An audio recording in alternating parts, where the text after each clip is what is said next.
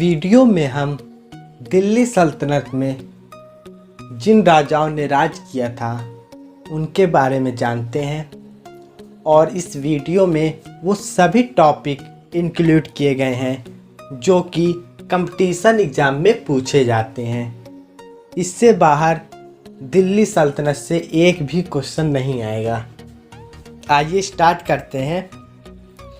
दिल्ली सल्तनत में जो पहला वंश था वो था गुलाम वंश। गुलाम वंश की जो सन अवधि थी वो थी 1206 से 1290। 1206 से 1290। गुलाम वंश की स्थापना कुतुबुद्दीन ऐबक ने की थी। कुतुबुद्दीन ऐबक ने कुतुब मीनार की नींव रखी थी और 2.5 दिन का झोपड़ा का निर्माण इसने करवाया था। ठीक है, कभी भी आ जाएगा कि दिल्ली सल्तनत में पहला वंश कौन सा था राजवंश, तो गुलाम वंश था जिसकी समयावधि 1206 से 1290 थी। गुलाम वंश की स्थापना कुतुबुद्दीन ऐबक ने की थी। इसने 2 चीज़ों का निर्माण करवाया था। कुतुब मीनार की नींव रखी थी। उसके शासनकाल में कुतुब मीनार कंप्लीट नहीं हुआ था, ये याद रखेंगे। कुतुब मीनार की इसने नींव रखी थी और 2.5 दिन का झोपड़ा का निर्माण करवाया था। नेक्स्ट, कुतुबुद्दीन ऐबक के बाद उन्हीं के दामाद इल्तुतमिश आए।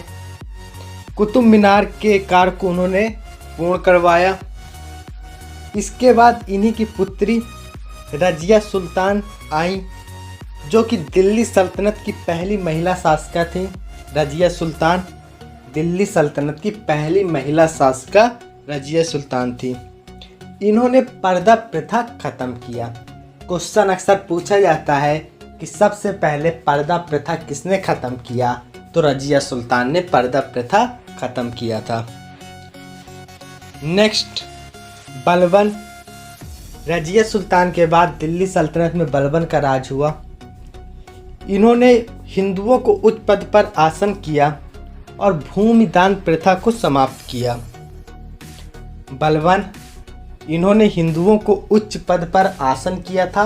अक्सर क्वेश्चन पूछा जाता है किस राजा ने हिंदुओं को उच्च पद पर आसन किया या उच्च पद देना स्टार्ट किया, तो आंसर होगा बलबन। और इन्होंने भूमि दान प्रथा को समाप्त कर दिया था। लास्ट में आते हैं शमसुद्दीन केमर्स। ये गुलाम वंश के लास्ट शासक थे। नेक्स्ट हम बढ़ते हैं खिलजी वंश। खिलजी वंश की जो समयावधि थी वो 1290 से 1320 थी। खिलजी वंश की नींव जलालुद्दीन फिरोज खिलजी ने रखी थी। जलालुद्दीन फिरोज खिलजी वंश के संस्थापक थे। गुलाम वंश के बाद कभी भी क्वेश्चन आए, गुलाम वंश के बाद कौन सा वंश आया था, खिलजी वंश आया था जिसकी समयावधि 1290 से 1320 थी। इसकी नींव जलालुद्दीन फिरोज खिलजी ने रखी थी। नेक्स्ट, अलाउद्दीन खिलजी। ये इन्हीं के दामाद थे जो कि सेनापति थे और इन्होंने जलालुद्दीन फिरोज खिलजी को मारकर खुद सत्ता संभाली। अलाउद्दीन खिलजी जो थे वो सबसे ज़्यादा कर वसूल व्यक्ति थे। मूल्य नियंत्रण प्रणाली की इन्होंने शुरुआत की थी और इन्होंने अलाई दरवाज़ा, सीरी का किला, 1000 खंबा महल, इन 3 चीज़ों का इन्होंने निर्माण करवाया था। एक क्वेश्चन अलाउद्दीन खिलजी से अक्सर पूछा जाता है कि अलाउद्दीन खिलजी कौन थे, तो ये जलालुद्दीन फिरोज खिलजी के दामाद थे जो कि उस समय सेनापति थे। फिरोज खिलजी को मारकर इन्होंने सत्ता की। इनके शासनकाल में सबसे ज़्यादा कर वसूला गया। क्वेश्चन अक्सर आ जाता है किस राजा के शासनकाल में सबसे ज़्यादा कर वसूला गया था, तो अलाउद्दीन खिलजी थे। इन्होंने मूल्य नियंत्रण प्रणाली की शुरुआत की थी। इनके द्वारा निर्माण अलाई दरवाज़ा, सीरी का किला, और 1000 खंबा महल मुख्ता है। नेक्स्ट, मुबारक खिलजी। इन्हें खलीफा भी बोला जाता था। मुबारक खिलजी को खलीफा भी बोला जाता था। फिर आते हैं खुसरो खां।